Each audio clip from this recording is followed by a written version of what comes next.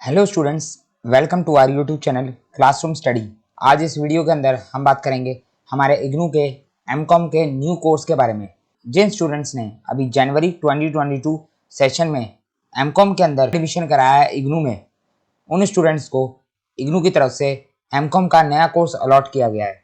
तो आज हम इस वीडियो के अंदर एमकॉम न्यू कोर्स के फर्स्ट सेमेस्टर के फर्स्ट सब्जेक्ट के सिलेबस के ऊपर डिस्कशन करेंगे। जैसा कि आप लोगों को पता है, एमकॉम के न्यू कोर्स के अंदर फर्स्ट ईयर जो कि 2 सेमेस्टर में डिवाइड कर रखे हैं।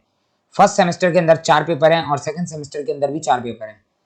पेपर कौन कौन से हैं इसके बारे में मैंने आपको डिटेल में वीडियो बनाकर समझा रखा है, आप उस वीडियो को देख सकते हैं कि आखिर आपके कौन कौन से सब्जेक्ट हैं जो आपको पढ़ने हैं अपने फर्स्ट और सेकंड सेमेस्टर में। तो आज इस वीडियो के अंदर हम बात करेंगे हमारे फर्स्ट सेमेस्टर के फर्स्ट सब्जेक्ट जिसका नाम है ऑर्गेनाइजेशन थ्योरी एंड बिहेवियर, उसका सिलेबस क्या होगा और उसके अंदर हमें क्या क्या पढ़ना होगा उसके बारे में आज हम डिटेल में डिस्कशन करेंगे। इस वीडियो का मकसद सिर्फ आप लोगों को पूरे सब्जेक्ट का ओवरव्यू देना है और थोड़ा बहुत बेसिक आइडिया देना है कि आपको इस सब्जेक्ट के अंदर क्या पढ़ना है और आपको कौन कौन से टॉपिक्स पढ़ने हैं। तो ये वीडियो आपके लिए काफी हेल्पफुल होगी आपकी पढ़ाई को स्टार्ट करने में और आपके असाइनमेंट को प्रिपेयर करने में, क्योंकि असाइनमेंट के जब क्वेश्चन आप देखोगे तो आपको इस वीडियो को देखने के बाद समझ में आ जाएगा कि क्वेश्चन कौन से चैप्टर से पूछा गया है, कौन से टॉपिक से पूछा गया है, कौन से यूनिट से पूछा गया है, और आपको आंसर के बारे में थोड़ा बहुत आइडिया भी होगा, थोड़ा बहुत अंडरस्टैंडिंग भी होगी कि इस क्वेश्चन का आंसर किस तरीके से देना है और क्या देना है। तो आप वीडियो को एंड तक पूरा देखें, आपको काफी बेनिफिट होगा, आपका काफी सारा टाइम सेव होगा, क्योंकि यही पढ़ाई अगर आप खुद करते हैं तो आपको काफी वक्त लगेगा चीजों को इकट्ठा करने में। मैंने आपके लिए सब इकट्ठा करके अच्छे से आपको समझा दिया है कि आपका सिलेबस क्या है। सबसे पहले हमें सिलेबस जानना बहुत जरूरी होता है। प्रॉब्लम यही होती है हम अपनी पढ़ाई स्टार्ट कर देते हैं लेकिन हमें यही नहीं पता होता कि हमें कहाँ तक जाना है और कितना जाना है। तो आपको अपने सिलेबस की अंडरस्टैंडिंग होना बहुत जरूरी है। तो आप सिलेबस को अच्छे से समझ लें और जान लें किसी भी सब्जेक्ट को स्टार्ट करने से पहले। तो वीडियो को एंड तक पूरा देखें। तो स्टार्ट करते हैं हमारी ये वीडियो। तो वीडियो स्टार्ट करने से पहले अगर आप चैनल पर नए हैं तो आप चैनल सब्सक्राइब कर दें, वीडियो को लाइक कर दें और बेल आइकन को प्रेस कर दें और इस वीडियो को ज्यादा से ज्यादा शेयर करें। नीचे डिस्क्रिप्शन बॉक्स में आपको हमारे टेलीग्राम ग्रुप का लिंक मिलेगा, उसको जाके ज्वाइन कर लीजिए। चलिए आइए दोस्तों स्टार्ट करते हैं हमारी आज की वीडियो। तो हम देखेंगे IGNOU MCom new course first semester के अंदर हमारा पहला पेपर जो कि है MCO 1 organisation theory and behaviour. तो इसके अंदर हमें टोटल 5 ब्लॉक पढ़ने हैं। इग्नू क्या करता है, इग्नू अपने सब्जेक्ट के अंदर कंटेंट को ब्लॉक वाइज डिवाइड कर देता है। तो इस सब्जेक्ट के अंदर हमें टोटल 5 ब्लॉक पढ़ने हैं। तो एक एक करके हम पांचों ब्लॉक को देखेंगे और देखेंगे कि आखिर हर ब्लॉक के अंदर कितने चैप्टर पढ़ने हैं। तो सबसे पहले ब्लॉक 1 की बात करते हैं जो कि है ऑर्गेनाइजेशन थ्योरी। अगर मैं इस ब्लॉक की बात करूं, इस ब्लॉक के अंदर हमें पढ़ना क्या होगा, तो आइए दोस्तों देख लेते हैं। In an organisation a group of people work together for the achievement of stipulated goals. एक ऑर्गेनाइजेशन के अंदर ग्रुप ऑफ पीपल्स वर्क करते हैं इकट्ठे। क्यों वर्क करते हैं इकट्ठे होके, ताकि जो है वो अचीव कर सकें स्टिपुलेटेड गोल्स। स्टिपुलेटेड गोल्स क्या होते हैं, वो गोल्स जो पहले से प्री डिटरमाइंड होते हैं, जो पहले से सेट कर रखे होते हैं, जो ऑर्गेनाइजेशन के सेट गोल्स होते हैं, उसको अचीव करने के लिए ऑर्गेनाइजेशन के अंदर ग्रुप ऑफ पीपल्स मिलकर इकट्ठे होकर काम करते हैं। In order to achieve this goal manager perform the function of planning, organising, leading and controlling. अब इस प्री डिटरमाइंड गोल को अचीव करने के लिए मैनेजर जो है वो परफॉर्म करता है कई सारे फंक्शंस को, जिसके अंदर आता है planning, organising, leading and controlling. New managerial techniques are required for managing the modern organisation. कई नई सारी मैनेजरियल टेक्निक का इस्तेमाल करा जाता है जिनकी जरूरत है आज के टाइम पे। अगर हमें मैनेज करना है मॉडर्न ऑर्गेनाइजेशन को तो कई सारी नई नई मैनेजरियल टेक्निक्स हैं जिनकी जरूरत पड़ती है मॉडर्न ऑर्गेनाइजेशन को मैनेज करने के लिए। Several organisation theories have been propounded for managing the organisational activity efficiently. तो कई सारी ऑर्गेनाइजेशनल थ्योरीज बनी हैं। तो कई सारी ऑर्गेनाइजेशन थ्योरीज प्रोपाउंडेड हुई हैं। प्रोपाउंडेड मतलब क्या होता है, प्रोपाउंडेड मतलब होता है एस्टेब्लिश्ड। तो कई सारी ऑर्गेनाइजेशन थ्योरीज जो होती हैं वो एस्टेब्लिश्ड हुई हैं। क्यों एस्टेब्लिश करी गई हैं, ताकि हम मैनेज कर पाएं ऑर्गेनाइजेशनल एक्टिविटीज को इफेक्टिवली, सही तरीके से हम ऑर्गेनाइजेशनल एक्टिविटीज को चला पाएं। उसके लिए कई सारी ऑर्गेनाइजेशनल थ्योरीज बनी है जिसके बारे में हमें पढ़ना होगा। The creation of suitable organisation structure help in smooth functioning of the organisation. तो जो क्रिएशन होता है सुइटेबल ऑर्गेनाइजेशन स्ट्रक्चर, वो हमें मदद करता है ऑर्गेनाइजेशन की स्मूथ फंक्शनिंग करने में। तो हमें एक सुइटेबल ऑर्गेनाइजेशन स्ट्रक्चर क्रिएट करना होता है जिसकी मदद से हम ऑर्गेनाइजेशन की स्मूथ फंक्शनिंग कर सकें, ताकि ऑर्गेनाइजेशन जो है वो बिना किसी रुकावट के अच्छी तरीके से स्मूथली चल सके। Moreover organisational effectiveness may attend by integrating the managerial policies and practices with the employees. Organisation and environmental characteristics. इसके साथ साथ और हमें क्या क्या करना होता है, ऑर्गेनाइजेशनल इफेक्टिवनेस को अटेन करने के लिए हमें क्या करना होता है, हमें मैनेजरियल पॉलिसीज और प्रैक्टिसेस को जोड़ना होता है। किससे जोड़ना होता है, एम्प्लॉय से, ऑर्गेनाइजेशन से और एनवायरमेंटल कैरेक्टरिस्टिक से। मतलब अगर हमें ऑर्गेनाइजेशन को इफेक्टिव तरीके से चलाना है, अगर हमें ऑर्गेनाइजेशनल इफेक्टिवनेस को अटेंड करना है, तो हमें इंटीग्रेट करना होगा। इंटीग्रेटिंग का मतलब क्या होता है, जोड़ना होगा किसको, मैनेजरियल पॉलिसीज एंड प्रैक्टिसेस को।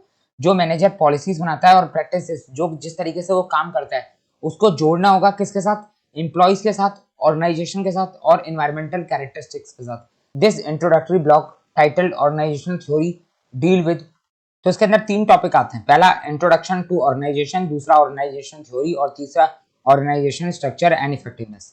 तो अब इन तीनों टॉपिक्स के अंदर हमें कौन कौन से आगे सब टॉपिक पढ़ने हैं, या मैं कहूँ इन तीनों चैप्टर्स के अंदर हमें अंदर कौन कौन से टॉपिक्स पढ़ने हैं, वो हम देख लेते हैं एक एक करके। ये तीनों हमारे चैप्टर्स हैं हमारे फर्स्ट ब्लॉक के, तो इनके अंदर हमें पढ़ना क्या है एक एक करके हम देख लेते हैं।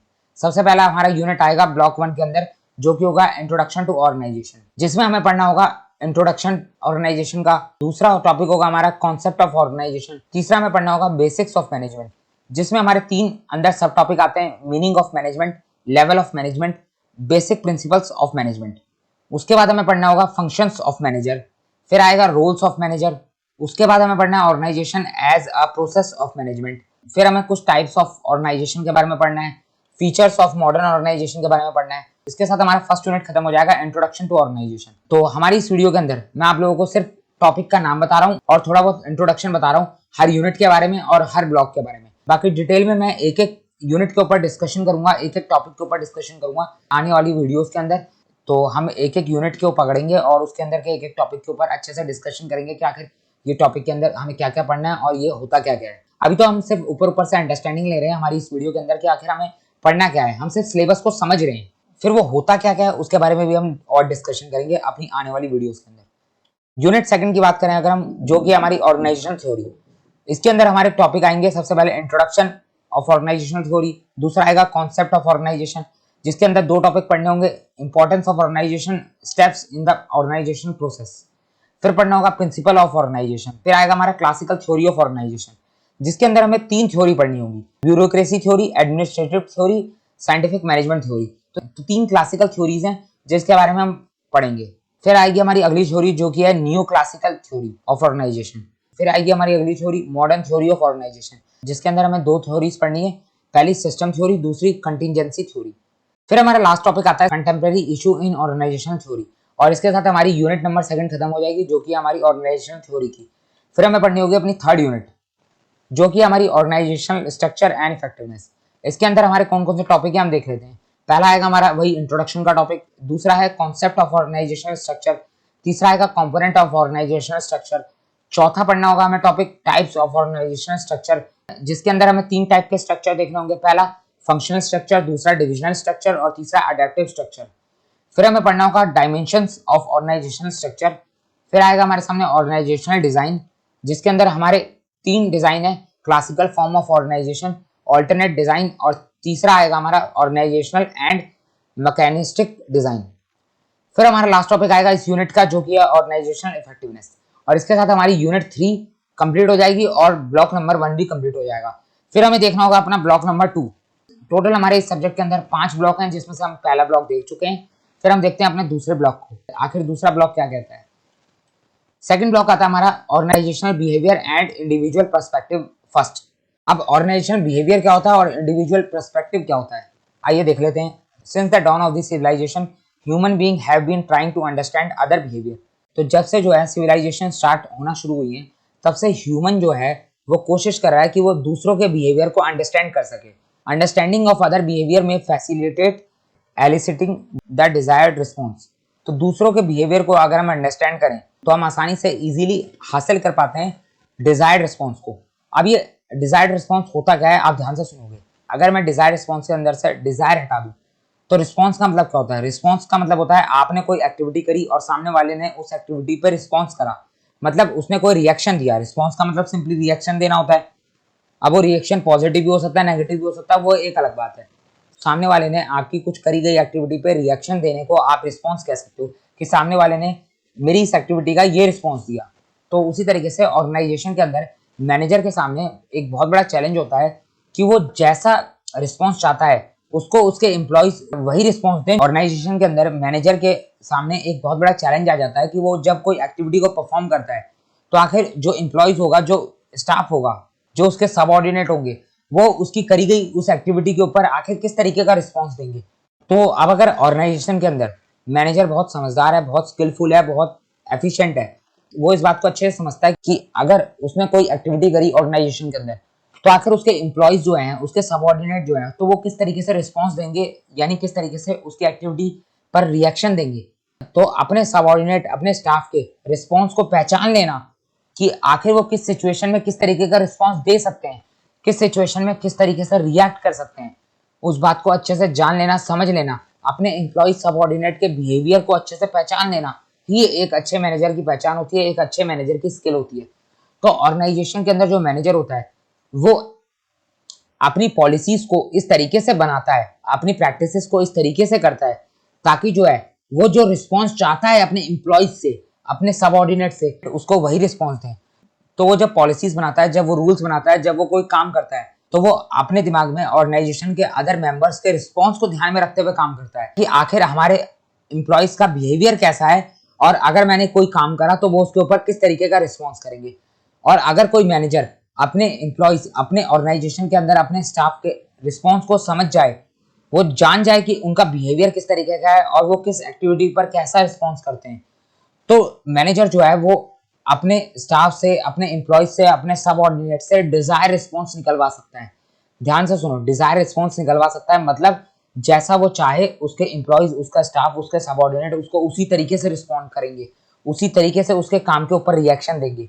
तो यही बात ये कहता है, अंडरस्टैंडिंग ऑफ अदर बिहेवियर। अगर ऑर्गेनाइजेशन के अंदर तुमने दूसरों के बिहेवियर को जान लिया तो तुम बड़ी आसानी से हासिल कर पाओगे अपने डिजायर रिस्पॉन्स को। जो रिस्पॉन्स तुम चाहते हो, सामने वाला तुम्हें तुम्हारी एक्टिविटीज के ऊपर वही रिस्पॉन्स देगा, वही रिएक्शन देगा। और अगर वो रिएक्शन और रिस्पॉन्स तुम्हारे ऑर्गेनाइजेशनल गोल्स के डायरेक्शन में हुआ तो ऑर्गेनाइजेशन का काम हो गया।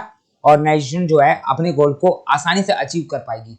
तो एक अच्छे मैनेजर की पहचान यही होती है कि वो दूसरों के बिहेवियर को जान ले और उनसे डिजायर्ड रिस्पॉन्स निकलवा सके। This is very important in case of the organisation where expression of desired behaviour may lead to success. तो ये बहुत जरूरी है ऑर्गेनाइजेशन के केस में कि जो एक्सप्रेशन ऑफ बिहेवियर का वो डिजायर्ड होना चाहिए, मतलब मैनेजर जो चाहे उसी तरीके से ऑर्गेनाइजेशन के मेंबर जो हैं वो बिहेव करें, उसी तरीके से वो रिस्पॉन्स दें। तो जैसा डिजायर्ड बिहेवियर मैनेजर चाहता है अपने मेंबर्स से, तो वही डिजायर्ड बिहेवियर अगर एक्सप्रेस करेंगे ऑर्गेनाइजेशन के मेंबर्स तो बड़ी आसानी से ऑर्गेनाइजेशन सक्सेस की तरफ लीड कर जाएगी। Therefore, the study of organizational behavior is immensely helpful for the organization। तो हम कह सकते हैं कि ऑर्गेनाइजेशनल बिहेवियर की स्टडी करना बहुत ही ज्यादा हेल्पफुल होता है किसी भी ऑर्गेनाइजेशन के लिए, ताकि जो है वो इजीली अपने गोल्स को अचीव कर पाए। अब ऑर्गेनाइजेशनल बिहेवियर की अगर हम बात करें तो ऑर्गेनाइजेशन बनती कैसे है? ऑर्गेनाइजेशन जो है वो बनती है उसके मेंबर्स से। तो मेंबर्स का जिस तरीके का बिहेवियर होगा, मेंबर्स का जिस तरीके का रिस्पॉन्स होगा, उसी को हम ऑर्गेनाइजेशनल बिहेवियर का नाम देंगे, क्योंकि ऑर्गेनाइजेशन बनती मेंबर्स से है और मेंबर्स जैसा रिस्पॉन्स, जैसा रिएक्शन देंगे, उसी को कलेक्टिवली मिलाकर हम ऑर्गेनाइजेशनल बिहेवियर कह सकते हैं। तो ऑर्गेनाइजेशनल बिहेवियर कुछ भी नहीं है, सभी मेंबर्स के रिस्पॉन्स को मिलाकर, सभी मेंबर के बिहेवियर को मिलाकर हम ऑर्गेनाइजेशनल बिहेवियर कहते हैं। Organisational behaviour is the study and application of knowledge about how people behave and act within the organisation. यही बात यहाँ पे लिखी गई है। ऑर्गेनाइजेशनल बिहेवियर क्या है? वो एक स्टडी है, वो एप्लीकेशन है ऑफ नॉलेज अबाउट किसके बारे में? How people behave and act within the organisation, कि किस तरीके से लोग जो है वो बिहेव करते हैं और एक्ट करते हैं ऑर्गेनाइजेशन के अंदर। क्योंकि ऑर्गेनाइजेशन तो लोगों से ही बनी है। अगर हम लोगों को इकट्ठा करते हैं तो हम क्या देते हैं, एक ऑर्गेनाइजेशन बन गई। तो सभी लोगों का बिहेवियर किस तरीके का होगा, सभी तो लोगों का रिस्पॉन्स किस तरीके का होगा, उसी को कलेक्टिवली इकट्ठा करो तो ऑर्गेनाइजेशनल बिहेवियर बन जाता है। The identification and understanding of all those factor which influence the behaviour of the person are immensely helpful in shaping their behavior towards the organizational goal। तो आइडेंटिफिकेशन और अंडरस्टैंडिंग करना उन सभी फैक्टर्स का जो इन्फ्लुएंस करते हैं बिहेवियर ऑफ अ पर्सन, मतलब जो ऑर्गेनाइजेशन के अंदर पर्सन्स हैं उनके बिहेवियर को इन्फ्लुएंस करने वाले फैक्टर्स को हमें आइडेंटिफाई भी करना होता है और अंडरस्टैंड भी करना होता है कि आखिर कौन कौन से फैक्टर्स हैं जो ऑर्गेनाइजेशन के अंदर पर्सन्स के बिहेवियर को इन्फ्लुएंस करेंगे। और ये बहुत जरूरी होता है ऑर्गेनाइजेशन के अंदर जो पर्सन्स हैं, अगर हम उनके बिहेवियर को इन्फ्लुएंस करने वाले फैक्टर्स को आइडेंटिफाई और अंडरस्टैंड कर लें, समझ लें, तो हमें बहुत ज्यादा मदद मिल जाती है, जिससे जो है हम उनके बिहेवियर को ऑर्गेनाइजेशन गोल की डायरेक्शन में शेप दे सकते हैं या उनके बिहेवियर को उस डायरेक्शन में ले जा सकते हैं। The study of various aspect of organisational behaviour in general and the major influencing factors of individual behaviour like learning, perception, attitude and value in particular provide good insight for understanding the behavior of the people in the organization। तो हमें study करना है organisational behaviour के कई सारे aspects को। और हमें क्या क्या स्टडी करना है, और हमें स्टडी करना है वो इन्फ्लुएंसिंग फैक्टर जो किसी इंडिविजुअल के बिहेवियर को, जो किसी पर्सन के बिहेवियर को इन्फ्लुएंस करते हैं। वो फैक्टर हमारे कौन कौन से होंगे? लर्निंग होगा, परसेप्शन होगा, एटीट्यूड एंड वैल्यू। तो ये चार हमारे फैक्टर हैं, learning, perception, attitude and value. ये चारों फैक्टर को हमें अच्छे से समझना होगा। अगर हम इन फैक्टर्स को अच्छे से समझ जाते हैं तो हम एक बहुत अच्छी और बहुत डीप अंडरस्टैंडिंग कर लेंगे पर्सन्स के बिहेवियर की। तो बेसिकली हमें ऑर्गेनाइजेशन के अंदर काम करने वाले लोगों के बिहेवियर को स्टडी करना है, क्योंकि अगर हमने उनके बिहेवियर को स्टडी कर लिया, उनसे अपना डिजायर रिस्पॉन्स निकलवा लिया, तो हम कोई भी काम को आसानी से कर सकते हैं और अपने ऑर्गेनाइजेशन गोल को अचीव कर सकते हैं। The block second title organisational behaviour and individual perspective first deals with the overview of organisational behaviour, individual behaviour and learning, perception, और चौथा चैप्टर है एटीट्यूड एंड वैल्यू। तो इन चारों चैप्टर्स के अंदर हमें क्या क्या पढ़ना है वो एक बार देख लेते हैं। पहले 3 यूनिट तो हम अपने ब्लॉक 1 के अंदर देख के आ चुके हैं, तो चौथा यूनिट आता है हमारे ब्लॉक 2 के अंदर। यूनिट 4 क्या कहता है? Overview of organisational behaviour. इसके अंदर हमें कौन कौन से टॉपिक पढ़ने हैं एक बार देख लेते हैं। पहला आएगा इंट्रोडक्शन ऑफ ऑर्गेनाइजेशनल बिहेवियर, फिर आएगा हमारा कॉन्सेप्ट ऑफ ऑर्गेनाइजेशनल बिहेवियर, फिर आएगा हमारा जेनेसिस ऑफ ऑर्गेनाइजेशनल बिहेवियर। उसके बाद हमें पढ़ना होगा need for study of organisational behaviour, आखिर ऑर्गेनाइजेशनल बिहेवियर को स्टडी करने की क्या जरूरत होती है। फिर हमें पढ़ना है गोल्स ऑफ ऑर्गेनाइजेशनल बिहेवियर। फिर आएगा अगला topic traditional and new approaches to organisational behaviour. कई सारी ट्रेडिशनल अप्रोच है ऑर्गेनाइजेशनल बिहेवियर को लेकर, कई सारी न्यू अप्रोचेस हैं, तो दोनों ही तरीके की अप्रोचेस को हमें देखना होगा। फिर आएगा हमारा अगला टॉपिक इंडिविजुअल पर्सपेक्टिव। फिर हमें देखना होगा small and large group perspective. सबसे पहले हमारा इसमें पढ़ना है हमें इंडिविजुअल पर्सपेक्टिव, यानी इंडिविजुअल के पर्सपेक्टिव क्या होगा। फिर देखना होगा स्मॉल ग्रुप के पर्सपेक्टिव क्या होगा, फिर देखना होगा लार्ज ग्रुप का पर्सपेक्टिव क्या होगा, क्योंकि ऑर्गेनाइजेशन के अंदर इंडिविजुअल भी होता है, स्मॉल ग्रुप भी होता है, लार्ज ग्रुप भी होता है, तो तीनों के ही पर्सपेक्टिव को स्टडी करना होगा। फिर पढ़ना होगा ऑर्गेनाइजेशनल पर्सपेक्टिव, फिर आएगा हमारा इंटीग्रेटिव पर्सपेक्टिव, और इसके साथ हमारा ये यूनिट 4 कंप्लीट हो जाएगी। फिर हमें पढ़ना होगा अपना यूनिट 5 जो कि हमारा इंडिविजुअल बिहेवियर एंड लर्निंग। इसके अंदर हमें कौन कौन से टॉपिक पढ़ने हैं एक बार देख लेते हैं। इंट्रोडक्शन सबसे पहले, फिर आएगा individual behaviour, concept of learning, learning and performance, theories of learning. 4 theories हैं इसके अंदर, classical condition theory, operant conditioning, cognitive learning, social learning. तो ये 4 लर्निंग हमें देखनी होंगी इस थ्योरी ऑफ लर्निंग के अंदर। फिर आएगा हमारा अगला topic strategies for change of behaviour.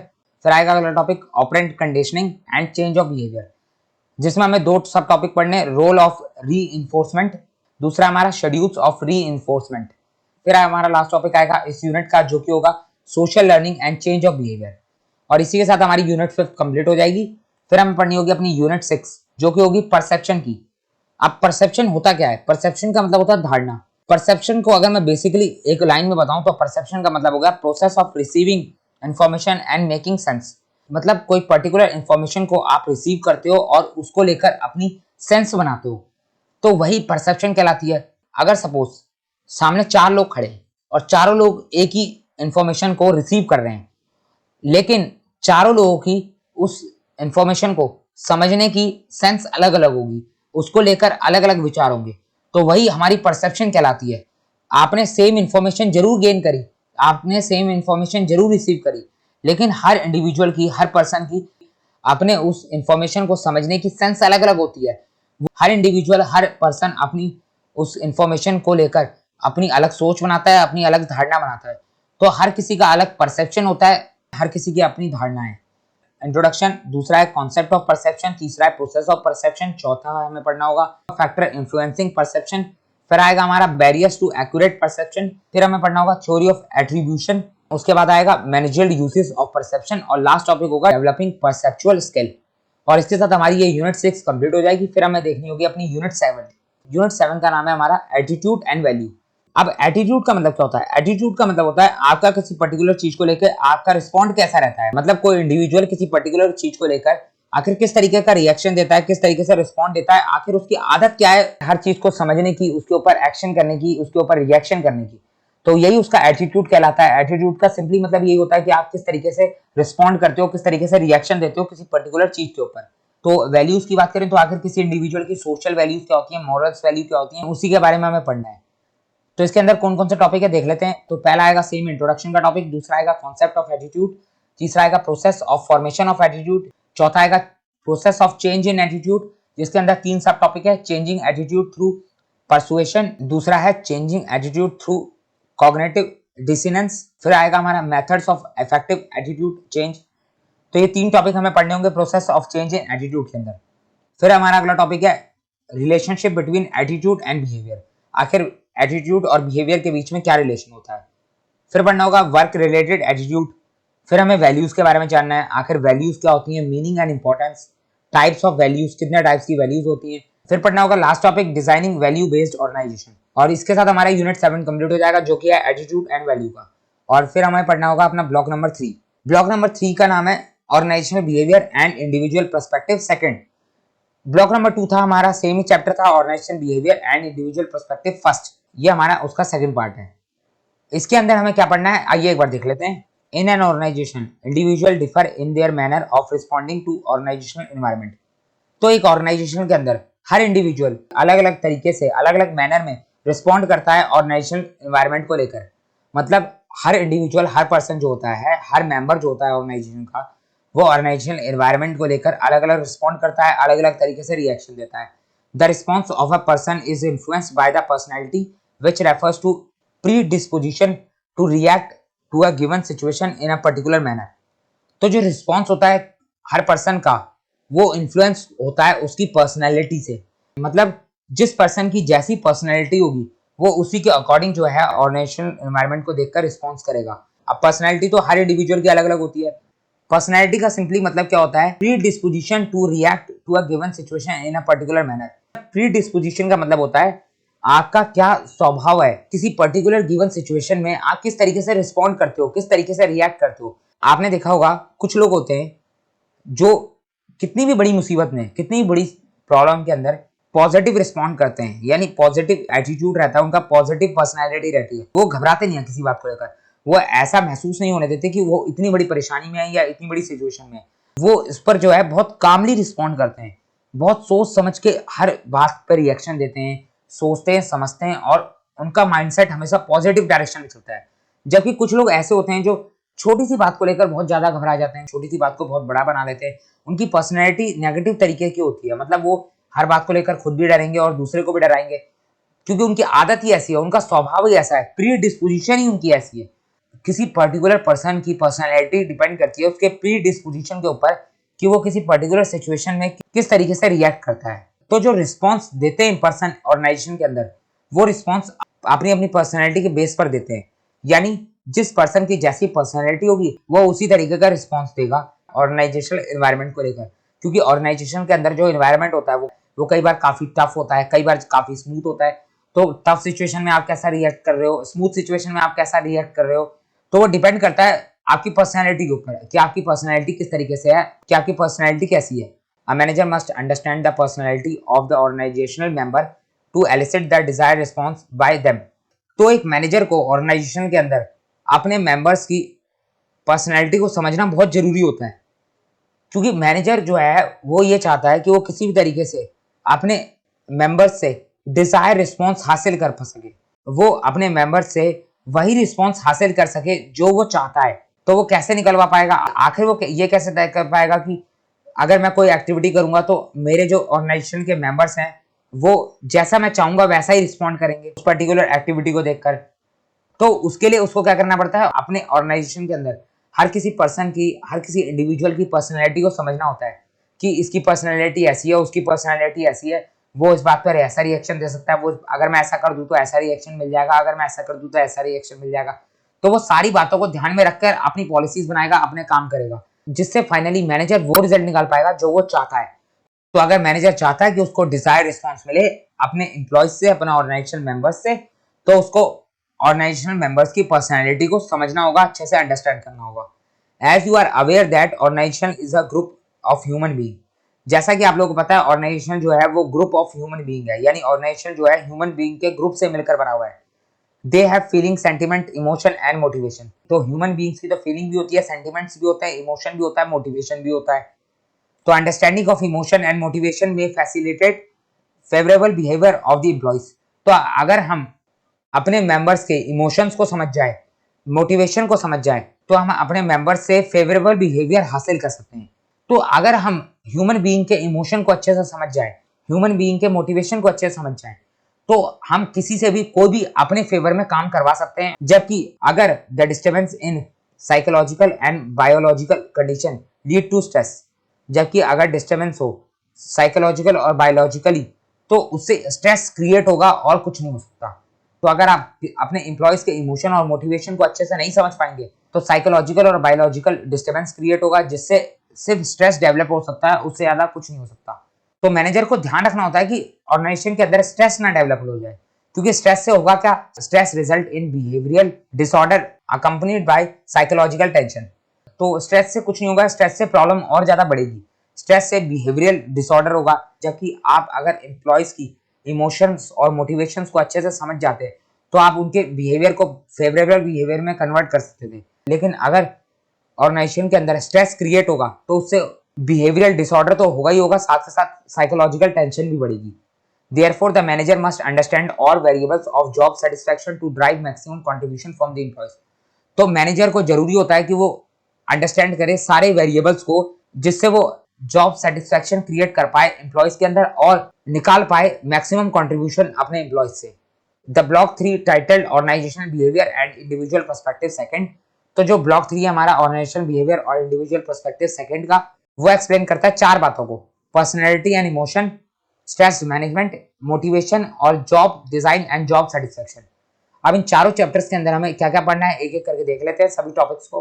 पहला आएगा यूनिट 8 पर्सनैलिटी एंड इमोशन, जिसके अंदर हमें पढ़ना होगा सबसे पहले इंट्रोडक्शन, फिर आएगा हमारा डेफिनेशन ऑफ पर्सनैलिटी, फिर आएगा डिटर्मिनेंट्स ऑफ पर्सनैलिटी, फिर आएगा हमारा पर्सनैलिटी ट्रेट्स एंड टाइप्स।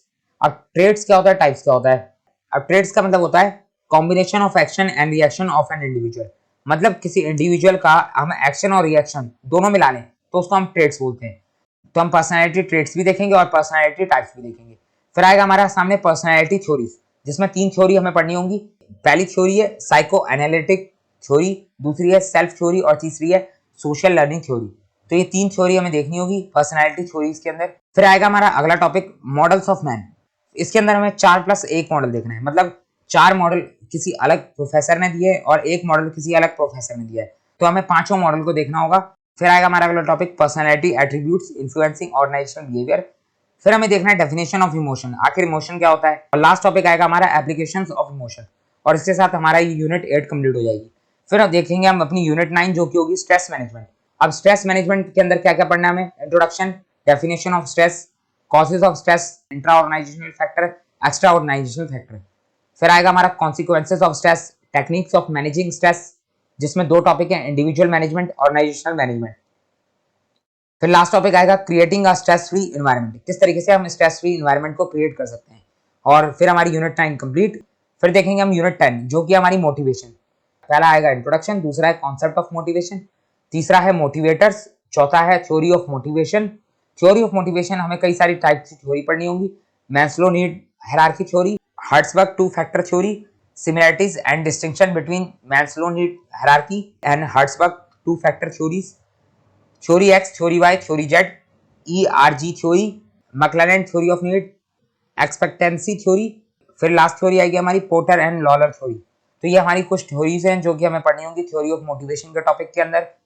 फिर आएगा हमारा अगला topic managerial approaches to motivating employees, कि कौन कौन से मैनेजरियल अप्रोचेस होती हैं जिससे हम अपने एम्प्लॉइज को मोटिवेट कर सकते हैं। और इसी के साथ हमारा यूनिट नंबर 10 कंप्लीट हो जाएगा मोटिवेशन का। फिर यूनिट नंबर 11 आएगा job design and job satisfaction, जिसके अंदर हमारा पहला टॉपिक आएगा इंट्रोडक्शन का, दूसरा है जॉब डिजाइन का, तीसरा है फैक्टर्स ऑफ जॉब डिजाइन का, फोर्थ आएगा मॉडल्स ऑफ जॉब डिजाइन का, फिफ्थ आएगा जॉब रीडिजाइन का। जॉब रीडिजाइन के अंदर हमें जो है 4 टॉपिक पढ़ने होंगे, job enrichment, job enlargement, job rotation, job री इंजीनियरिंग। इसके बाद आएगा अगला topic concept of job satisfaction, determinants of job satisfaction, और उसके अंदर दो टॉपिक है, ऑर्गेनाइजेशनल डिटर्मिनेंट्स और पर्सनल डिटर्मिनेंट्स। फिर लास्ट टॉपिक आएगा इस यूनिट के अंदर मेजरमेंट ऑफ जॉब सेटिस्फेक्शन, और इसके साथ हमारी ये यूनिट नंबर 11 कंप्लीट हो जाएगी job design and job satisfaction की। फिर पढ़ना होगा हमें अपना ब्लॉक नंबर 4 जो कि है ग्रुप बिहेवियर। इस ब्लॉक नंबर 4 के अंदर हमें क्या पढ़ना है आखिर हम देख लेते हैं एक बार। In an organisation people work in a group for accomplishment of organisation goal. तो एक ऑर्गेनाइजेशन के अंदर पीपल्स जो है वो एक ग्रुप में काम करते हैं ताकि जो है वो ऑर्गेनाइजेशन गोल को अचीव कर पाए या कंप्लीट कर पाए। Hence individual behaviour are largely influenced by the group behaviour. तो हर किसी इंडिविजुअल का बिहेवियर वो इन्फ्लुएंस करता है उसके ग्रुप के बिहेवियर से। एक इंडिविजुअल उसी तरीके से बिहेव करता है जिस तरीके से उसका ग्रुप बिहेव कर रहा होता है। तो इंडिविजुअल बिहेवियर बहुत ज्यादा इन्फ्लुएंस होता है अपने ग्रुप के बिहेवियर से। A manager must understand the group behaviour. तो मैनेजमेंट को ग्रुप बिहेवियर को भी समझना बहुत जरूरी होता है इंडिविजुअल बिहेवियर के साथ साथ, ताकि जो है ऑर्गेनाइजेशन के अंदर जो ग्रुप है वो अच्छे से परफॉर्म कर पाए, इफेक्टिव परफॉर्मेंस हो पाए ग्रुप की। तो उसके लिए मैनेजर को ग्रुप बिहेवियर को भी अंडरस्टैंड करना होता है इंडिविजुअल बिहेवियर के साथ साथ। Regular and fast communication among group members में फर्दर फैसिलिटेट दिस प्रोसेस। तो अगर मैनेजर को ग्रुप बिहेवियर को बहुत अच्छे से समझना है कि आखिर कोई पर्टिकुलर ग्रुप जो है वो किस तरीके से बिहेव करता है, क्योंकि ऑर्गेनाइजेशन के अंदर तो कई तरीके के ग्रुप बने होते हैं, कई तरीके की टीम बनी होती है। तो उस ग्रुप बिहेवियर को अच्छे से समझने के लिए ऑर्गेनाइजेशन के अंदर रेगुलर एंड फास्ट कम्युनिकेशन करना चाहिए ग्रुप के मेंबर्स के बीच में। The organisational work may be highly complicated and challenging. Organisation के अंदर काम जो है वो बहुत हाईली कॉम्प्लिकेटेड होता है और बहुत चैलेंजिंग होता है। Several unfavourable factor may lead to conflict in the organisational which require to be manage carefully. कई सारे अनफेवरेबल फैक्टर होते हैं जो ऑर्गेनाइजेशन के अंदर कॉन्फ्लिक्ट क्रिएट कर सकते हैं, तो उन फैक्टर्स को बहुत केयरफुली मैनेज करने की जरूरत होती है। Leader may play very important role in handling the conflict and influencing the group activities toward the achievement of specified goals। तो लीडर का जो है वो बहुत इंपॉर्टेंट रोल होता है कॉन्फ्लिक्ट को हैंडल करने में और इन्फ्लुएंस करने में ग्रुप एक्टिविटी को, मतलब ग्रुप एक्टिविटी को इस तरीके से इन्फ्लुएंस करे ताकि जो है सारा ग्रुप जो है वो एक ही तरफ फोकस रहे, किसी भी तरीके से ऑर्गेनाइजेशन गोल को अचीव किया जा सके। The nurturing of personal and role related qualities of leaders में help the organisation to deal with complex and dynamic influence of the environment। तो न्यूट्रिंग ऑफ पर्सन, न्यूट्रिंग का मतलब क्या होता है? न्यूट्रिंग का मतलब होता है to encourage something to develop and to help it succeed. तो न्यूट्रिंग का मतलब होता है आप किसी को एनकरेज कर रहे हो कि वो डेवलप हो सके और सक्सेस को अचीव कर सके। तो पर्सनल लेवल पर मैनेजर का काम होता है, लीडर का काम होता है कि वो अपने एम्प्लॉयज को, अपने स्टाफ को मोटिवेट करे ताकि जो है वो डेवलप्ड हो सके और अपने गोल को अचीव कर पाए। तो मैनेजर का काम होता है कि वो पर्सनल लेवल पर भी अपने एम्प्लॉयज को, अपने स्टाफ को न्यूट्रिंग करे, और लीडर के लेवल पर भी यानी ग्रुप के लेवल पर भी और लीडर के लेवल पर भी अपनी लीडरशिप की क्वालिटीज को अच्छे से निभाए और ग्रुप के लेवल पर भी न्यूट्रिंग करे, जिससे जो है ऑर्गेनाइजेशन को मदद मिलती है कि वो डील कर पाए कॉम्प्लेक्स और डायनेमिक सिचुएशन में एनवायरनमेंट की। क्योंकि एनवायरनमेंट के अंदर जो सिचुएशन होती है वो हमेशा कॉम्प्लेक्स और डायनेमिक होती है। एनवायरनमेंट तो इंटरनल भी हो सकता है, एक्सटर्नल भी हो सकता है। तो इंटरनल एनवायरनमेंट के अंदर भी सिचुएशन कॉम्प्लेक्स और डायनेमिक होती है और एक्सटर्नल एनवायरनमेंट के अंदर भी सिचुएशन कॉम्प्लेक्स और डायनेमिक होती है। तो मैनेजर का या फिर लीडर का काम होता है कि वो एम्प्लॉयज को हमेशा एनकरेज करे और डेवलप करे, जिससे जो है ऑर्गेनाइजेशन को मदद मिल पाए कि वो कॉम्प्लेक्स और डायनेमिक सिचुएशन में भी अच्छे से काम कर पाए और अच्छे से आगे बढ़ पाए। Beside proper understanding of organisational power and politics में further help the leader to manage their influence on the individuals.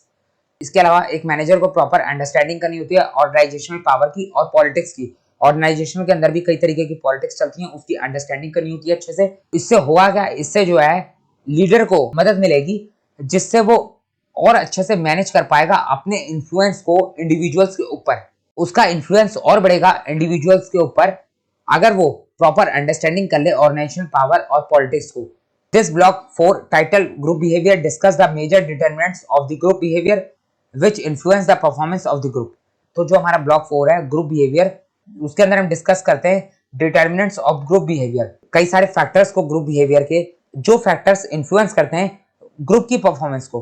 तो इसके अंदर हमारे टोटल 5 टॉपिक आएंगे: group formation and structure, communication, conflict management, team building and leadership, power and politics. तो अपने 4th block के अंदर हम देखेंगे सबसे पहले यूनिट जो कि है unit number 12, group formation and structure. अगर मैं ग्रुप फॉर्मेशन की बात करूं तो अगर हम एक लेमैन लैंग्वेज में बात करें तो ह्यूमन बीइंग जो है वो विदाउट ग्रुप नहीं रह सकता। आपने खुद महसूस किया होगा, आपको खुद पता होगा, हम कहीं पे भी जाते हैं तो हम कोशिश करते हैं कि हम लोगों से बातचीत करें, लोगों के साथ कम्युनिकेट करें, क्योंकि हम अकेले नहीं रह सकते। ह्यूमन बीइंग अकेले नहीं रह सकता, उसको कोई ना कोई चाहिए जिसके साथ वो बातचीत करे, अपने आइडियाज को शेयर करे, अपनी फीलिंग्स को शेयर करे। तो ह्यूमन बीइंग अलोन नहीं रह सकता, वो चाहे तो फॉर्मली चाहे तो इनफॉर्मली ग्रुप क्रिएट कर ही लेता है। तो विदाउट ग्रुप आप कहीं पे भी नहीं रह सकते। यहाँ तक कि आप देखोगे आपके स्कूल्स में, कॉलेजेस में, यहाँ पर भी कुछ स्टूडेंट्स के अलग ग्रुप होते हैं, 2 4 5 अलग अलग ग्रुप्स में डिवाइड होते हैं स्टूडेंट्स, तो हर जगह ग्रुप बने होते हैं। तो उसी तरीके से यहाँ पर बिजनेस के ग्रुप की बात करें तो ग्रुप फॉर्मेशन एंड स्ट्रक्चर। तो एक एक करके देखते हैं हम इस यूनिट के अंदर हमें क्या क्या पढ़ना है। सबसे पहला टॉपिक है इंट्रोडक्शन, दूसरा है कॉन्सेप्ट ऑफ ग्रुप, तीसरा है सिग्निफिकेंस ऑफ ग्रुप बिहेवियर, कि आखिर ग्रुप बिहेवियर की इंपॉर्टेंस क्या होती है। उसके बाद हमें पढ़ना है factors of group behaviour, factors of group formation, कौन कौन से फैक्टर्स हैं जिनकी वजह से ग्रुप फॉर्म किया जाता है। टाइप्स ऑफ वर्क ग्रुप, कितने टाइप के वर्क ग्रुप होते हैं, 3 टाइप के वर्क ग्रुप बेसिकली हमें पढ़ने हैं, formal work group, informal work group, small group versus large group. तो ये हमारे सामने कुछ ग्रुप के टाइप्स हैं जिनको हमें पढ़ना होगा। उसके बाद आएगा हमारे सामने डेवलपमेंट ऑफ ग्रुप, फिर आएगा ग्रुप कोहेसिवनेस, फिर पढ़ना है ग्रुप स्ट्रक्चर, उसके बाद हमें पढ़ना होगा ग्रुप नॉर्म्स, आखिर क्या क्या रूल्स और रेगुलेशन होते हैं ग्रुप के, फिर पढ़ना है ग्रुप डायनामिक, और लास्ट टॉपिक होगा हमारा ग्रुप डिसीजन मेकिंग। तो ये सारे टॉपिक पढ़ने होंगे हमें अपने यूनिट नंबर 12 के अंदर, जो कि है हमारा ग्रुप फॉर्मेशन एंड स्ट्रक्चर। तो अब बात करें यूनिट नंबर 13 की, जो कि है कम्युनिकेशन। अब कम्युनिकेशन भी बहुत इंपॉर्टेंट होता है। विदाउट कम्युनिकेशन आप कोई भी काम नहीं कर सकते, आप किसी के साथ भी मिलकर काम नहीं कर सकते, क्योंकि 2 लोग अगर मिलकर आपस में काम करते हैं तो बातचीत तो करनी पड़ेगी। नॉर्मली अगर आप किसी के साथ बैठते उठते हैं तो उसके साथ भी आप बातचीत करते हैं, आप अपने घर में भी बातचीत करते हैं, तो कम्युनिकेशन तो हर जगह रिक्वायर्ड है। विदाउट कम्युनिकेशन तो कुछ हो ही नहीं सकता। तो कम्युनिकेशन जितना इनफॉर्मली रिक्वायर्ड होता है उतना ही फॉर्मली भी रिक्वायर्ड होता है। बिजनेस के अंदर भी कम्युनिकेशन की बहुत बड़ी इंपॉर्टेंस होती है। तो हमें यहाँ पर देखना होगा कि बिजनेस कम्युनिकेशन किस तरीके से किया जाता है। इसके अंदर हमें कौन कौन से टॉपिक पढ़ने हैं एक बार देख लेते हैं। सबसे पहला है इंट्रोडक्शन, दूसरा है डेफिनेशन ऑफ कम्युनिकेशन, फिर पढ़ना है nature and characteristics of communication, फिर आएगा हमारा कम्युनिकेशन प्रोसेस, फिर उसके बाद पढ़ना होगा कम्युनिकेशन नेटवर्क। 2 टाइप के नेटवर्क होते हैं, फॉर्मल कम्युनिकेशन और इनफॉर्मल कम्युनिकेशन। इनफॉर्मल कम्युनिकेशन को ही हम एक और नाम से जानते हैं, ग्रेप वाइन। फिर हमें पढ़ना होगा कम्युनिकेशन डायरेक्शंस, उसके बाद हम पढ़ेंगे प्रिंसिपल्स ऑफ गुड कम्युनिकेशन, फिर आएगा बैरियर्स ऑफ कम्युनिकेशन, आखिर कम्युनिकेशन के बीच में कौन कौन से इंटरप्शंस आ सकते हैं। फिर हमें पढ़ना होगा methods of overcoming the barriers, कौन कौन से मेथड्स हैं जिनके हेल्प से हम बैरियर्स ऑफ कम्युनिकेशन को ओवरकम कर सकते हैं। उसके बाद देखेंगे significance of communication in an organisation, एक ऑर्गेनाइजेशन के लिए कम्युनिकेशन की क्या इंपॉर्टेंस होती है। फिर हमें देखना है how to make communication effective, communication को हम इफेक्टिव किस तरीके से बना सकते हैं। फिर हमें लास्ट टॉपिक इस यूनिट के अंदर देखना होगा इंटरपर्सनल डायनेमिक्स, इसके अंदर हमें पढ़ना है ट्रांसलेशनल एनालिसिस, और इसके साथ हमारा यूनिट नंबर 13 कंप्लीट हो जाएगा। फिर पढ़ेंगे हम अपना यूनिट नंबर 14 जो कि है कॉन्फ्लिक्ट मैनेजमेंट। कॉन्फ्लिक्ट की अगर बात करें तो कॉन्फ्लिक्ट का सिंपल मीनिंग होता है डिसएग्रीमेंट, मतलब अगर कोई 2 लोग एक दूसरे की बात से एग्री नहीं करते तो हम उसको डिसएग्री कहेंगे। तो किसी के भी बीच डिसएग्रीमेंट होना कॉन्फ्लिक्ट कहलाता है। तो कॉन्फ्लिक्ट मैनेजमेंट हमें पढ़ना होगा इसके अंदर। बिजनेस के अंदर भी कई बार कॉन्फ्लिक्ट हो जाते हैं, कई बार 2 ग्रुप्स के बीच में कॉन्फ्लिक्ट हो जाते हैं, कई बार 2 इंडिविजुअल्स के बीच में कॉन्फ्लिक्ट हो जाते हैं, कई बार 2 कंपनीज के बीच में कॉन्फ्लिक्ट हो जाते हैं। तो कॉन्फ्लिक्ट किस तरीके से मैनेज किया जाता है, किस तरीके से कॉन्फ्लिक्ट को कंट्रोल करा जा सकता है, वो हम देखेंगे इस चैप्टर के अंदर। इसके अंदर पहला टॉपिक आता है इंट्रोडक्शन का, दूसरा आता है nature and types of conflict, आखिर कितने टाइप के कॉन्फ्लिक्ट होते हैं। फिर हमें पढ़ना होगा कॉन्फ्लिक्ट प्रोसेस। कॉन्फ्लिक्ट प्रोसेस के अंदर हमारे 4 स्टेजेस होते हैं। फिर देखना होगा हमें इंपैक्ट ऑफ कॉन्फ्लिक्ट, फिर आएगा लेवल ऑफ कॉन्फ्लिक्ट, 3 लेवल होते हैं कॉन्फ्लिक्ट के, intrapersonal conflict, interpersonal conflict, inter group and organisation conflict. फिर आएगा हमारा अगला टॉपिक मैनेजमेंट ऑफ कॉन्फ्लिक्ट, और लास्ट पढ़ेंगे हम इसके अंदर कॉन्फ्लिक्ट रेजोल्यूशन स्ट्रेटजीज, आखिर किस तरीके से कॉन्फ्लिक्ट को रिजॉल्व करने के लिए स्ट्रेटजीज बनाई जाती हैं। फिर हम बात करें अपने यूनिट नंबर 15 की, जो कि है टीम बिल्डिंग एंड लीडरशिप। किसी भी बिजनेस के अंदर टीम बिल्डिंग करना बहुत जरूरी है और लीडरशिप भी उतनी ही इंपॉर्टेंट होती है, क्योंकि अगर लीडर मजबूत होगा तो उसकी टीम हमेशा मजबूत रहती है। सबसे पहले इंट्रोडक्शन देखना होगा, फिर पढ़ेंगे हम कॉन्सेप्ट ऑफ टीम, फिर आएगा types of team, team development, team building, team effectiveness, concept of leadership, importance of leadership, theories of leadership. 3 theory देखनी होंगी, trait theory, behavioural theory, situational theory. Leadership के स्टाइल देखने होंगे, 4 स्टाइल होते हैं leadership के: autocratic style, democratic style, laissez faire style, continuum of leader behaviour. तो ये 4 टाइप के स्टाइल होते हैं लीडरशिप के, वो हम देखेंगे। उसके बाद आएगा हमारा फंक्शंस ऑफ लीडरशिप, फिर आएगा लीडरशिप इफेक्टिवनेस, और फिर लास्ट टॉपिक होगा qualities of an effective leader. आखिर एक अच्छे लीडर के अंदर क्या क्या क्वालिटीज होती हैं। फिर हमें देखना होगा अपना यूनिट नंबर 16, जो कि हमारा पावर एंड पॉलिटिक्स। बिजनेस के अंदर कुछ लोगों के पास पावर होती है, कुछ लोगों के पास पावर नहीं होती। तो जिनके पास पावर होती है वो उस पावर को किस तरीके से इस्तेमाल करते हैं, पॉजिटिव वे में करते हैं, नेगेटिव वे में करते हैं, वो हमें देखना होगा। बिजनेस के अंदर पॉलिटिक्स भी होती है, आपने देखा होगा बिजनेस के अंदर खूब पॉलिटिक्स होती है। उस पॉलिटिक्स को किस तरीके से फेवरेबल वे में अपने बिजनेस के लिए इस्तेमाल करना होता है, वही हमें सीखना होगा। तो इसके अंदर पहला टॉपिक आता है हमारा इंट्रोडक्शन, दूसरा है कॉन्सेप्ट ऑफ पावर, तीसरा है importance of power in an organisation. फिर हमें देखना होगा सोर्सेस ऑफ पावर। पावर के 2 सोर्सेस होते हैं ऑर्गेनाइजेशन के अंदर, फॉर्मल पावर और दूसरा इनफॉर्मल पावर। फिर हमें देखना होगा प्रोसेस ऑफ ऑब्टेनिंग पावर। फिर आएगा हमारा कॉन्सेप्ट ऑफ ऑर्गेनाइजेशनल पॉलिटिक्स। फिर पढ़ना है टाइप्स ऑफ पॉलिटिकल बिहेवियर। उसके बाद आएगा फैक्टर्स इन्फ्लुएंसिंग ऑर्गेनाइजेशनल पॉलिटिक्स। और लास्ट टॉपिक पढ़ना है इस यूनिट का, the basis of organisational politics. और इसके साथ हमारी ये यूनिट नंबर 16 कंप्लीट हो जाएगी और ब्लॉक नंबर 4 भी कंप्लीट हो जाएगा। फिर हमें देखना होगा लास्ट फाइनल अपना ब्लॉक नंबर 5 इस सब्जेक्ट का, जो कि है हमारा ऑर्गेनाइजेशनल कल्चर एंड डेवलपमेंट। तो ये ब्लॉक क्या कहता है एक बार देख लेते हैं। Another important area of organisational behaviour is organisational culture and development, which is generally reflected in terms of shared meaning and assumption. अब देखो एक और इंपॉर्टेंट एरिया ऑर्गेनाइजेशनल बिहेवियर का, जो कि होता है ऑर्गेनाइजेशनल कल्चर एंड डेवलपमेंट। अभी ऑर्गेनाइजेशनल कल्चर और डेवलपमेंट होता क्या है? ऑर्गेनाइजेशनल कल्चर और डेवलपमेंट का मतलब होता है शेयर्ड मीनिंग एंड अजम्पशन। अब ये क्या होता है, ध्यान से सुनो। शेयर्ड मीनिंग, शेयर का मतलब होता है आप किसी के साथ अपनी बातों को शेयर कर रहे हो, किसी के साथ कोई इंफॉर्मेशन को शेयर कर रहे हो, दूसरों तक पहुंचा रहे हो। और अजम्पशंस का मतलब होता है कि आपकी किस तरीके की सोच है, आप क्या अज्यूम करके चलते हो, आपका माइंडसेट किस तरीके का है। आखिर बिजनेस के अंदर कौन सी अजम्पशंस को माना जाता है, कौन से ट्रेडिशंस को माना जाता है। तो अजम्पशन सिंपली हम कह सकते हैं कि इसको बस फॉलो किया जाता है। तो आखिर हम किस तरीके की मीनिंग को शेयर करते हैं अपने एम्प्लॉयज के साथ, अपने आने वाले वर्क स्टाफ के साथ, अपने प्रेजेंट वर्क स्टाफ के साथ। तो आपको शेयर्ड मीनिंग और अजम्पशन का मतलब तो समझ में आ गया, लेकिन यहाँ पर ये किस तरीके से फिट बैठ रहा है वो आपको समझ में नहीं आया। मैं आपको एक बार समझा देता हूँ। तो अगर मैं ऑर्गेनाइजेशन कल्चर की बात करूँ तो ऑर्गेनाइजेशन कल्चर का मतलब हो गया way to behave within the organisation. Leader किस तरीके से बिहेव करता है। आखिर लीडर जो है बिजनेस के अंदर, वो जिस तरीके का बिहेव करेंगे, उसके स्टाफ, उसके सबऑर्डिनेट, उसके नीचे जो एम्प्लॉयज है, वो भी उसी तरीके से बिहेव करेंगे। तो आप उनको क्या सिखा रहे हो, आप उनके अंदर किस तरीके की वैल्यूज को डाल रहे हो, किस तरीके की वैल्यूज को डेवलप कर रहे हो, कौन से बिलीफ को आप उनके साथ शेयर कर रहे हो, कौन से वैल्यूज को आप बिजनेस के अंदर जो है पॉजिटिव एनवायरनमेंट क्रिएट कर रहे हो, नेगेटिव एनवायरनमेंट क्रिएट कर रहे हो। आप अपने एम्प्लॉयज को ये सिखा रहे हो कि आपको किसी भी तरीके से मॉरल और एथिक्स को फॉलो करना है, या फिर ये सिखा रहे हो बिजनेस के अंदर किसी भी तरीके से प्रॉफिट आना चाहिए, चाहे उसके लिए मॉरल और एथिक्स क्यों ना दांव पे लग जाए। सब कुछ डिपेंड करता है लीडर के ऊपर। लीडर जैसा काम करेगा बिजनेस के अंदर, ऑर्गेनाइजेशन कल्चर उसी तरीके से क्रिएट होगा।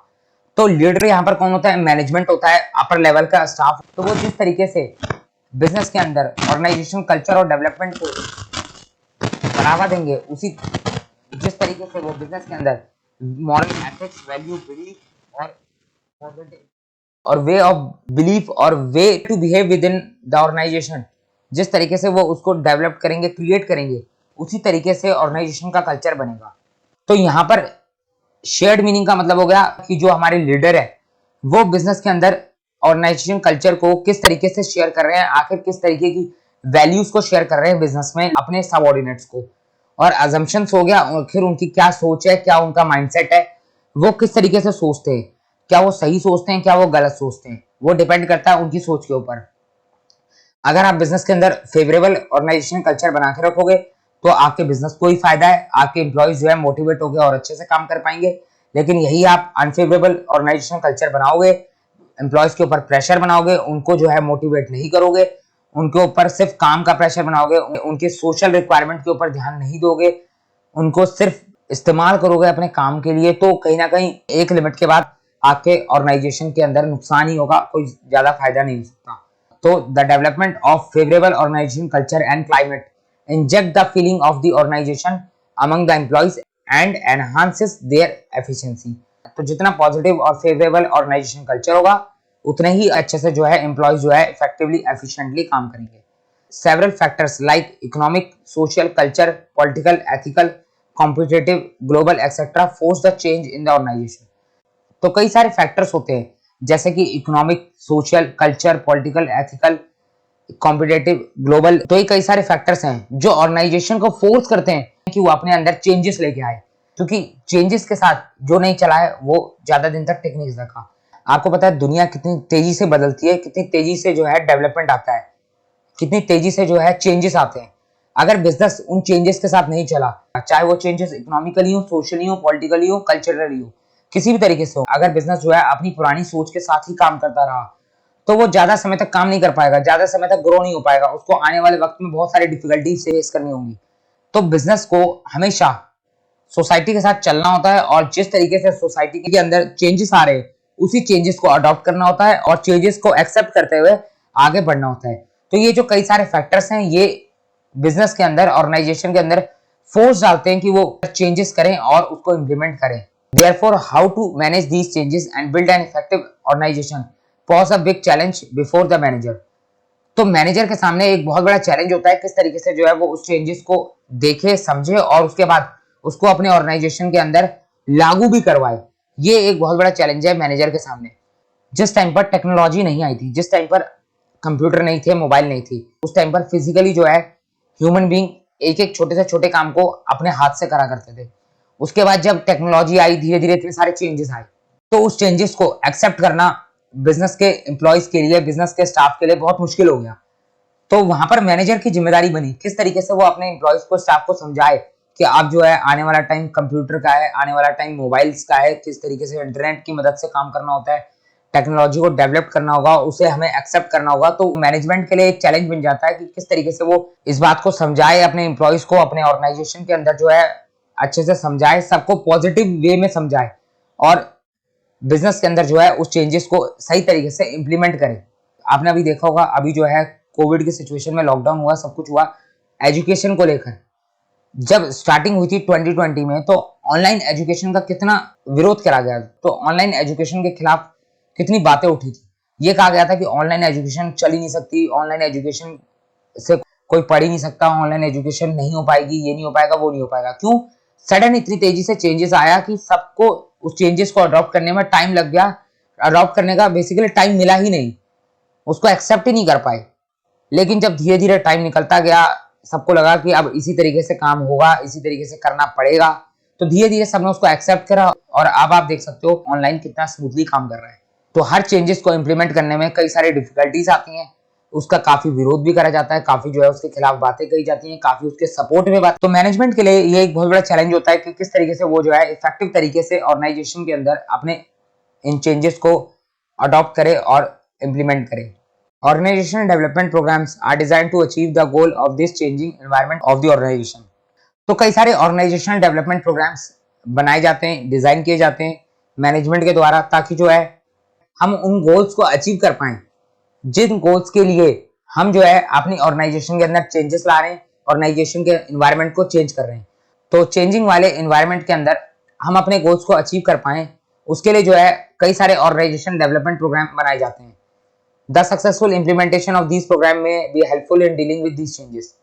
अगर हमारे ऑर्गेनाइजेशनल डेवलपमेंट प्रोग्राम सक्सेसफुल हो गए, सक्सेसफुली इंप्लीमेंट हो गए, तो हम अपने बिजनेस के एनवायरनमेंट के अंदर होने वाले चेंजेस से अच्छे से डील कर पाते हैं और अपने ऑब्जेक्टिव को, अपने गोल्स को अचीव कर सकते हैं। तो सक्सेसफुल इंप्लीमेंटेशन होना इन प्रोग्राम्स का काफी जरूरी होता है। These days the business have been crossing the political boundary of the country and exposed to variety of culture as well.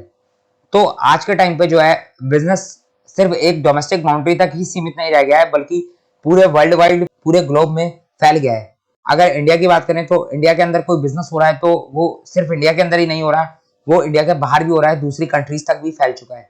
तो आज के टाइम पे कोई भी बिजनेस सिर्फ अपने डोमेस्टिक कंट्री तक ही सीमित नहीं रहता, बल्कि वो क्रॉस कर देता है अपनी पॉलिटिकल बाउंड्रीज को, यानी दूसरे देश विदेश में जाकर भी बिजनेस करे जाते हैं। और वहां पर बिजनेस करना है अगर आपको, तो आपको उनके कल्चर्स को समझना होगा, अच्छे से अंडरस्टैंड करना होगा। अगर किसी फॉरेनर को इंडिया में बिजनेस करना है तो उसको इंडिया के कल्चर को अच्छे से जानना और पहचानना होगा, तभी वो इंडिया के अंदर बिजनेस कर पाएगा।